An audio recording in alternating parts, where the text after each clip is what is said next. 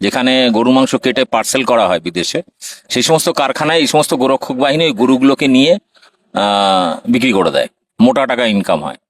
এরা কিন্তু এই গোরক্ষক বাহিনী গরুগুলোকে মা মনে করে না, গরুর মাংসটাকে কিন্তু পয়সা মনে করে। ভারতবর্ষ 4 নম্বরে ছিল গোমাংস রপ্তানিতে, এখন 2 নম্বরে এসেছে। আরএসএস এর অন্ধভক্তরা এরা বলে গোমূত্র গোবর খুব পবিত্র জিনিস, ওরা সেগুলো খায় এবং খেতে বলে। আচ্ছা, ওর নিজের মা যে জন্ম দিয়েছে তার কি গুমুত খায় ওরা? এটা আমার কাছে একটা প্রশ্ন, বড় প্রশ্ন। খায় না, কারণ ওর মাকে বিক্রি করলে তো পয়সা পাবে না, ওর মাকে ওরা বৃদ্ধাশ্রমে রেখে দেয়। কিন্তু গরু তো অর্থ করি, ওই জন্য গরুকে নিয়ে এরা রাজনীতিটা করে, কারণ গরুটাকে নিয়ে ওরা বাড়িতে লালন পালনও করে না। কোনো বিজেপি নেতার বাড়িতে গরু লালন পালন করতে দেখবেন না, গরুগুলোকে ধরবে, বিক্রি করবে কারখানায়।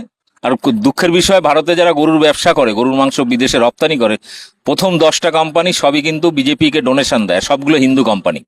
বিগত কয়েক মাসে আমি যদি হিসাব করে দেখি যে হিন্দু মুসলিম মিলিয়ে প্রায় 10 জনের বেশি বাঙালি শ্রমিক যারা অন্য রাজ্যে কাজ করতে গেছে, সেখানে তাদেরকে পিটিয়ে মেরেছে বিজেপির এই গোরক্ষক বাহিনী।